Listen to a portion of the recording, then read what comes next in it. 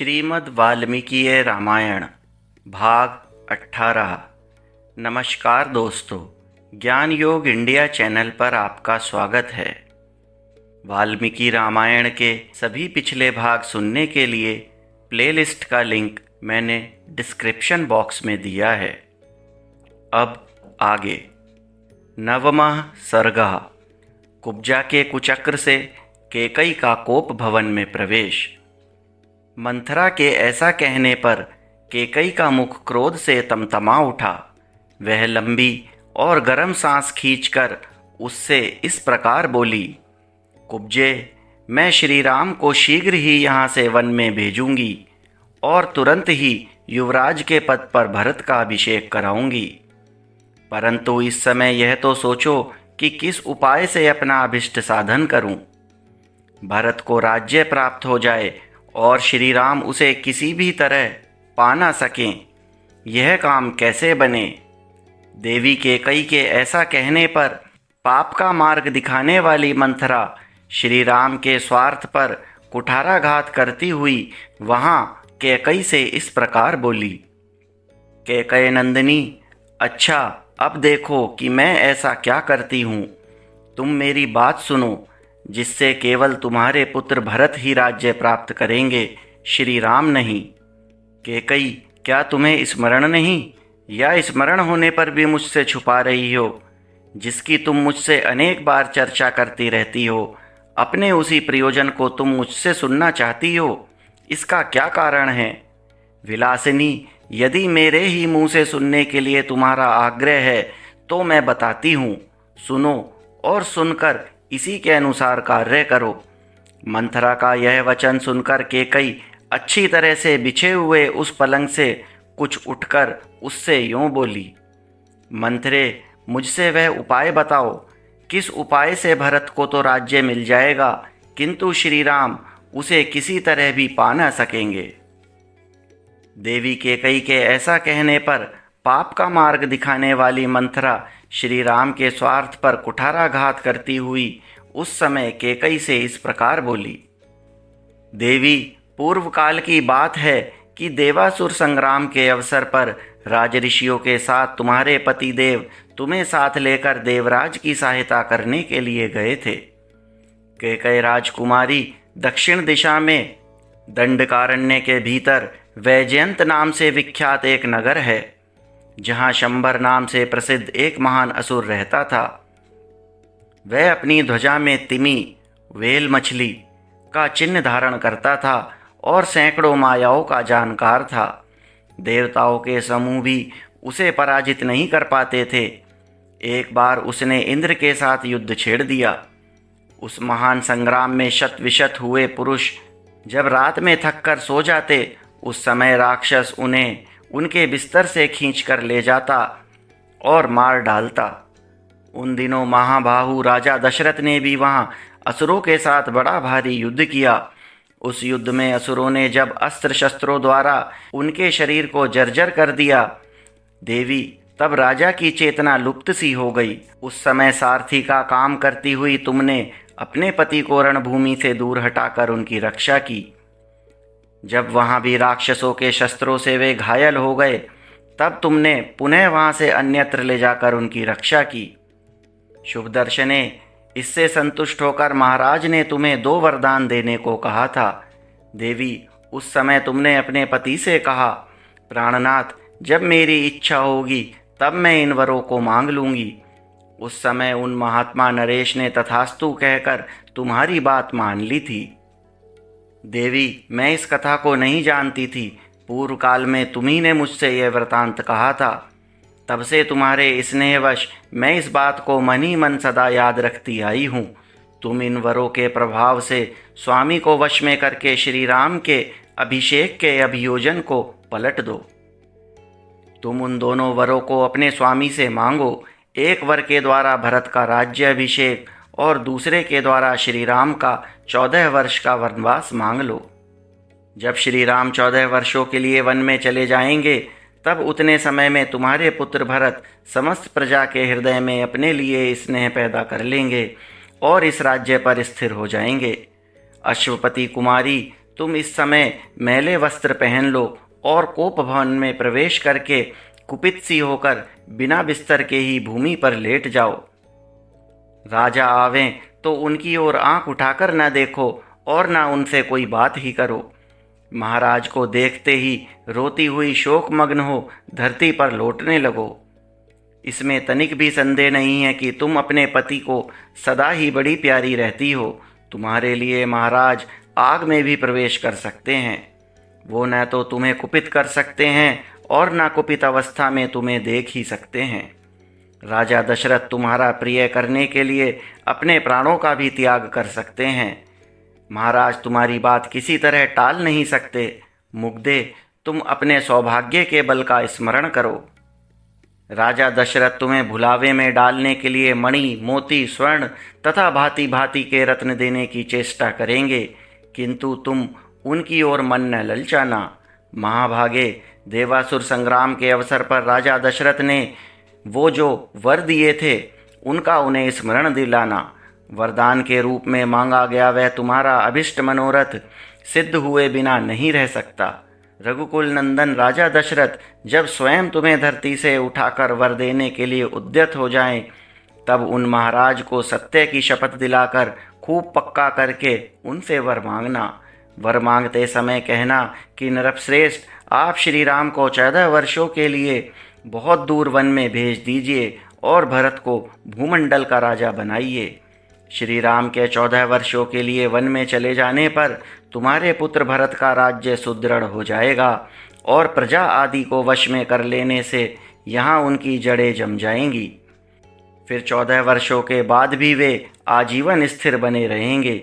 देवी, तुम राजा से श्री राम के वनवास का वर अवश्य मांगो। पुत्र के लिए राज्य की कामना करने वाली कैकेयी ऐसा करने से तुम्हारे पुत्र के सभी मनोरथ सिद्ध हो जाएंगे। इस प्रकार वनवास मिल जाने पर ये राम राम नहीं रह जाएंगे। इनका आज जो प्रभाव है वह भविष्य में नहीं रह सकेगा और तुम्हारे भरत भी शत्रुहीन राजा होंगे। जिस समय श्री राम वन से लौटेंगे उस समय तक तुम्हारे पुत्र भरत भीतर और बाहर से भी दृढ़ मूल हो जाएंगे। उनके पास सैनिक बल का भी संग्रह हो जाएगा। जितेंद्रिय तो वो हैं ही, अपने सुहृदयों के साथ रहकर दृढ़ मूल हो जाएंगे। इस समय मेरी मान्यता के अनुसार राजा को श्री राम के राज्य अभिषेक के संकल्प से हटा देने का समय आ गया है। अतः तुम निर्भय होकर राजा को अपने वचनों में बांध लो और उन्हें श्री राम के अभिषेक के संकल्प से हटा दो। ऐसी बातें कहकर मंथरा ने कैकेयी की बुद्धि में अनर्थ को ही अर्थ रूप में जचा दिया। कैकेयी को उसकी बात पर विश्वास हो गया और वह मन ही मन बहुत प्रसन्न हुई। यद्यपि वह बहुत समझदार थी तो भी कुबरी के कहने से नादान बालिका की तरह कुमार्ग पर चली गई। अनुचित काम करने को तैयार हो गई। उसे मंथरा की बुद्धि पर बड़ा आश्चर्य हुआ और वह उससे इस प्रकार बोली, हित की बात बताने में कुशल कुब्जे, तू एक श्रेष्ठ स्त्री है। मैं तेरी बुद्धि की अवहेलना नहीं करूँगी। बुद्धि के द्वारा किसी कार्य का निश्चय करने में तू इस पृथ्वी पर सभी कुब्जाओं में उत्तम है। केवल तू ही मेरी हितैषिनी है और सदा सावधान रहकर मेरा कार्य सिद्ध करने में लगी रहती है। कुब्जे, यदि तू न होती तो राजा जो षड्यंत्र रचना चाहते हैं वह कदापि मेरी समझ में नहीं आता। तेरे सिवा जितनी कुब्जाएँ हैं वे बेडौल शरीर वाली, टेढ़ी मेढ़ी और बड़ी पापनी होती हैं। तू तो वायु द्वारा झुकाई हुई कमलनी की भांति कुछ झुकी हुई होने पर भी देखने में प्रिय है।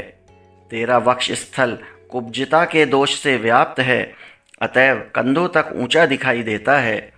वक्ष स्थल के नीचे सुंदर नाभि से युक्त जो उदर है वह मानो वक्ष स्थल की ऊंचाई देखकर लज्जित सा हो गया है, इसलिए शांत कृश प्रतीत होता है। तेरा जघन विस्तृत है और दोनों स्तन बहुत सुंदर एवं स्थूल हैं। मंथरे, तेरा मुख निर्मल चंद्रमा के समान अद्भुत शोभा पा रहा है। करधनी की लड़ियों से विभूषित तेरी कटी का अग्रभाग बहुत ही स्वच्छ रोमादि से रहित है। मंथरे, तेरी पिंडलियां परस्पर अधिक सटी हुई हैं और दोनों पैर बड़े बड़े हैं। तू विशाल उरुओं से सुशोभित होती है। शोभने, जब तू रेशमी साड़ी पहनकर मेरे आगे आगे चलती है तब तेरी बड़ी शोभा होती है। असुरराज शंबर को जिन सहस्त्रों मायाओं का ज्ञान है वे सब तेरे हृदय में स्थित हैं। इसके अलावा भी तू हजारों प्रकार की मायाएं जानती है। इन मायाओं का समुदाय ही तेरा यह बड़ा सा कुब्बड़ है जो रथ के नकुए के समान बड़ा है। इसी में तेरी मति, स्मृति और बुद्धि, शस्त्र विद्या अर्थात राजनीति तथा नाना प्रकार की मायाएं निवास करती हैं।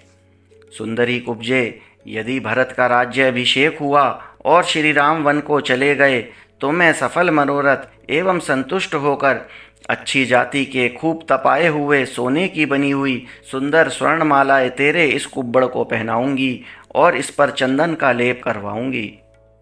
कुब्जे, तेरे मुख पर सुंदर और विचित्र सोने का टीका लगवा दूंगी और तू बहुत से सुंदर आभूषण एवं 2 उत्तम वस्त्र, लहंगा और दुपट्टा धारण करके देवांगना के समान विचरण करेगी।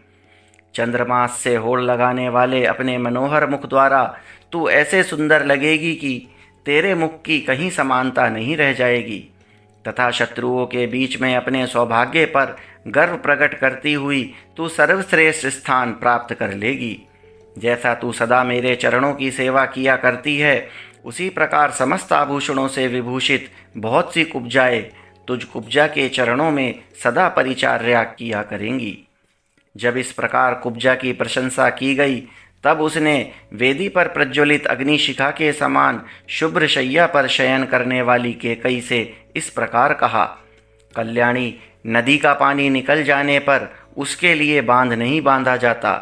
यदि राम का अभिषेक हो गया तो तुम्हारा वर मांगना व्यर्थ होगा। अतः बातों में समय ना बिताओ, जल्दी उठो और अपना कल्याण करो। कोप भवन में जाकर राजा को अपनी अवस्था का परिचय दो। मंथरा के इस प्रकार प्रोत्साहन देने पर सौभाग्य के मद से गर्व करने वाली विशाल लोचना सुंदरी केकई देवी उसके साथ ही कोप भवन में जाकर लाखों की लागत के मोतियों के हार तथा दूसरे दूसरे बहुत सुंदर आभूषणों को अपने शरीर से उतार उतार कर फेंकने लगी। सोने के समान सुंदर कांति वाली केकई कुब्जा की बातों से वशीभूत हो गई थी।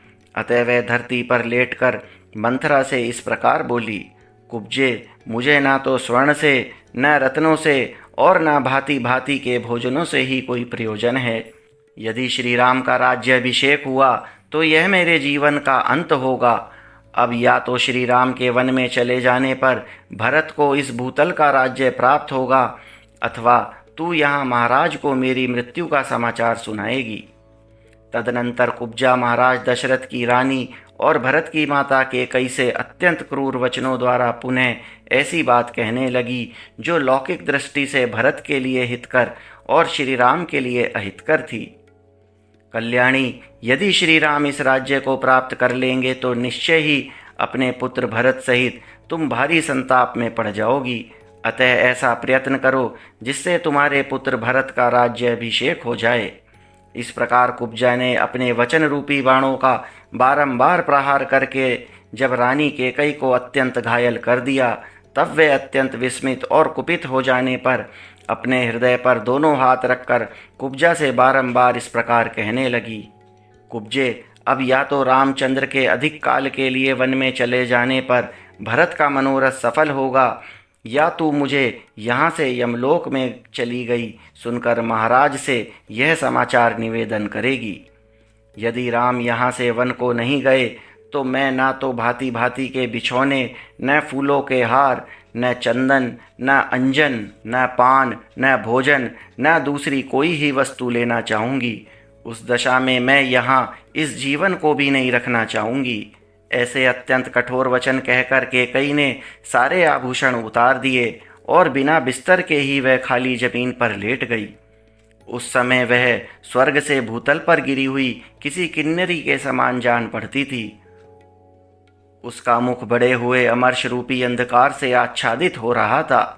उसके अंगों से उत्तम पुष्पहार और आभूषण उतर चुके थे। उस दशा में उदास मन वाली राजरानी केकई जिसके तारे डूब गए हों उस अंधकाराच्छन्न आकाश के समान प्रतीत होती थी। 10वां सर्ग। राजा दशरथ का केकई के भवन में जाना। उसे कोप भवन में स्थित देख दुखी होना और उसको अनेक प्रकार से सांत्वना देना। पापनी कुब्जा ने जब देवी कैकेयी को बहुत उल्टी बातें समझा दी, तब वह विषाक्त बाण से विद्ध हुई किन्नरी के समान धरती पर लौटने लगी। मंथरा के बताए हुए समस्त कार्यों को वह बहुत उत्तम है ऐसा मनी मन निश्चय करके बातचीत में कुशल भामिनी कैकेयी ने मंथरा से धीरे धीरे अपना सारा मंतव्य बता दिया। मंथरा के वचनों से मोहित हुई एवं दीन हुई भामिनी कैकेयी पूर्वोक्त निश्चय करके नागकन्या की भांति गर्म और लंबी सांस खींचने लगी और 2 घड़ी तक अपने लिए सुखदायक मार्ग का विचार करती रही। वह मंथरा जो कैकेयी का हित चाहने वाली सुहृदय थी और उसी के मनोरथ को सिद्ध करने की अभिलाषा रखती थी, कैकेयी के उस निश्चय के अनुसार बहुत प्रसन्न हुई, मानो उसे कोई बहुत बड़ी सिद्धि मिल गई हो। तदनंतर रोष में भरी हुई देवी कैकेयी अपने कर्तव्य का भली भांति निश्चय करके मुखमंडल में स्थित भौं को टेढ़ी करके धरती पर सो गई। और क्या करती, अबला ही तो थी। तदनंतर उस कैकेयी राजकुमारी ने अपने विचित्र पुष्पहारों और दिव्य आभूषणों को उतार कर फेंक दिया। वे सारे आभूषण धरती पर यत्र तत्र पड़े थे। जैसे छिटके हुए तारे आकाश की शोभा बढ़ाते हैं, उसी प्रकार फेंके हुए वे पुष्पहार और आभूषण वहां भूमि की शोभा बढ़ा रहे थे। मलिन वस्त्र पहनकर और सारे केशों को दृढ़तापूर्वक एक ही वेड़ी में बांधकर कोप भवन में पड़ी हुई कैकेयी बलहीन अथवा अचेत हुई किन्नरी के समान जान पड़ती थी। उधर महाराज दशरथ मंत्री आदि को श्री राम के राज्याभिषेक की तैयारी के लिए आज्ञा दे सबको यथा समय उपस्थित रहने के लिए कहकर रनिवास में गए। उन्होंने सोचा आज ही श्री राम के अभिषेक की बात प्रसिद्ध हो गई है, इसलिए यह समाचार अभी किसी रानी को नहीं मालूम हुआ होगा। ऐसा विचार कर जितेंद्रिय राजा दशरथ ने अपनी प्यारी रानी को यह प्रिय संवाद सुनाने के लिए अंतःपुर में प्रवेश किया। उन महायशस्वी नरेश ने पहले कैकेयी के श्रेष्ठ भवन में प्रवेश किया, मानो श्वेत बादलों से युक्त राहु युक्त आकाश में चंद्रमा ने पदार्पण किया हो। उस भवन में तोते, मोर, क्रौंच और हंस आदि पक्षी कलरव कर रहे थे। वहाँ वाद्यों का मधुर घोष गूंज रहा था। बहुत सी कुब्जा और बौनी दासियां भरी हुई थी। चंपा और अशोक से सुशोभित बहुत से लता भवन और चित्र मंदिर उस महल की शोभा बढ़ा रहे थे। हाथी दांत, चांदी और सोने की बनी हुई वेदियों से संयुक्त उस भवन को नित्य फूलने फलने वाले वृक्ष और बहुत सी बावड़ियां सुशोभित कर रही थी। उसमें हाथी दांत, चांदी और सोने के बने हुए उत्तम सिंहासन रखे गए थे। नाना प्रकार के अन्न पान और भांति भांति के भक्ष्य भोजन पदार्थों से वह भवन भरा पूरा था। बहुमूल्य आभूषणों से संपन्न कैकेयी का वह भवन स्वर्ग के समान शोभा पा रहा था। अपने उस समृद्धशाली अंतःपुर में प्रवेश करके महाराज राजा दशरथ ने वहाँ की उत्तम शैया पर रानी कैकेयी को नहीं देखा। काम बल से संयुक्त वे नरेश रानी की प्रसन्नता बढ़ाने की अभिलाषा से भीतर गए थे। वहाँ अपनी प्यारी पत्नी को ना देखकर उनके मन में बड़ा विषाद हुआ और वे उसके विषय में पूछताछ करने लगे। इससे पहले रानी कैकेयी राजा के आगमन की उस बेला में कहीं अन्यत्र नहीं जाती थी। राजा ने कभी सूने भवन में प्रवेश नहीं किया था, इसलिए वे घर में आकर कैकेयी के बारे में पूछने लगे। उन्हें यह मालूम नहीं था कि वह मूर्खा कोई स्वार्थ सिद्धि करना चाहती है। अतः उन्होंने पहले की ही भांति प्रतिहारी से उसके विषय में पूछा। प्रतिहारी बहुत डरी हुई थी। उसने हाथ जोड़कर कहा, देव देवी कैकेयी अत्यंत कुपित हो कोप भवन की ओर दौड़ गई हैं।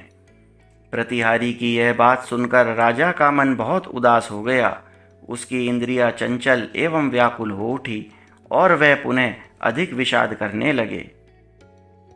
कोप भवन में वह भूमि पर पड़ी थी और इस तरह लेटी हुई थी जो उसके लिए योग्य नहीं था।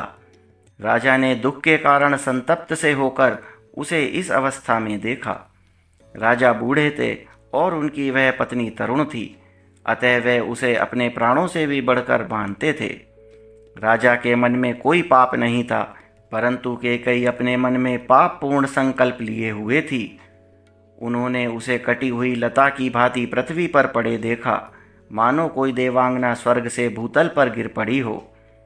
वह स्वर्ग भ्रष्ट किन्नरी, देवलोक से च्युत हुई अप्सरा, लक्ष्य भ्रष्ट माया और जाल में बंधी हुई हिरणी के समान जान पड़ती थी।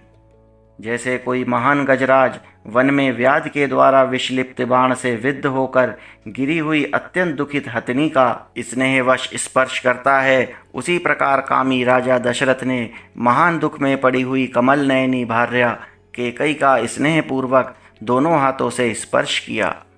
उस समय उनके मन में सब ओर से यह भय समा गया था कि न जाने यह क्या कहेगी और क्या करेगी।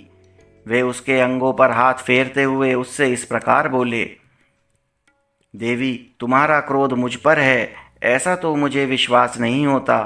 फिर किसने तुम्हारा तिरस्कार किया है? किसके द्वारा तुम्हारी निंदा की गई है? कल्याणी, तुम जो इस तरह मुझे दुख देने के लिए धूल में लेटी हो, इसका क्या कारण है? मेरे चित्त को मत डालने वाली सुंदरी, मेरे मन में तो सदा तुम्हारे कल्याण की ही भावना रहती है। फिर मेरे रहते हुए तुम किस लिए धरती पर सो रही हो? जान पड़ता है कि तुम्हारे चित्त पर किसी पिशाच ने अधिकार कर लिया है। भामिनी, तुम अपना रोग बताओ। मेरे यहाँ बहुत से चिकित्सा कुशल वैद्य हैं, जिन्हें मैंने सब प्रकार से संतुष्ट कर रखा है। वे तुम्हें सुखी कर देंगे। अथवा कहो, आज किसका प्रिय करना है या किसने तुम्हारा अप्रिय किया है? तुम्हारे किस उपकारी को आज प्रिय मनोरथ प्राप्त हो, अथवा किस अपकारी को अत्यंत अप्रिय कठोर दंड दिया जाए। देवी, तुम ना रो, अपनी देह को ना सुखाओ। आज तुम्हारी इच्छा के अनुसार किस अवध्य का वध किया जाए, अथवा किस प्राण दंड पाने योग्य अपराधी को भी मुक्त कर दिया जाए। किस दरिद्र को धनवान और किस धनवान को कंगाल बना दिया जाए। मैं और मेरे सभी सेवक तुम्हारी आज्ञा के अधीन हैं। तुम्हारे किसी भी मनोरथ को मैं भंग नहीं कर सकता। उसे पूरा करके ही रहूँगा, चाहे उसके लिए मुझे अपने प्राण ही क्यों ना देने पड़ें। अतः तुम्हारे मन में जो कुछ हो उसे स्पष्ट कहो। अपने बल को जानते हुए भी तुम्हें मुझ पर संदेह नहीं करना चाहिए। मैं अपने सत्कर्मों की शपथ खाकर कहता हूँ, जिससे तुम्हें प्रसन्नता हो वही करूँगा। जहाँ तक सूर्य का चक्र घूमता है, वहाँ तक सारी पृथ्वी मेरे अधिकार में है। द्रविड़, सिंधु, सौवीर, सौराष्ट्र, दक्षिण भारत के सारे प्रदेश तथा अंग, वंग, मगध, मत्स्य, काशी और कौशल, इन सभी समृद्धशाली देशों पर मेरा आधिपत्य है। कैकेयी राजनंदिनी, उनमें पैदा होने वाले भांति भांति के द्रव्य, धन धान्य और बकरी भेड़े आदि जो भी तुम मन से लेना चाहती हो, वह मुझसे मांग लो। भीरू, इतना क्लेश उठाने प्रयास करने की क्या आवश्यकता है? शोभने, उठो उठो। कैकेयी, ठीक ठीक बताओ, तुम्हें किससे कौन सा भय प्राप्त हुआ है? जैसे अंशुमाली सूर्य कोहरा दूर कर देते हैं, उसी प्रकार मैं तुम्हारे भय का सर्वथा निवारण कर दूंगा। राजा के ऐसा कहने पर कैकेयी को कुछ सांत्वना मिली। अब उसे अपने स्वामी से वह अप्रिय बात कहने की इच्छा हुई। उसने अपने पति को और अधिक पीड़ा देने की तैयारी की। कथा अगले अंक में जारी रहेगी।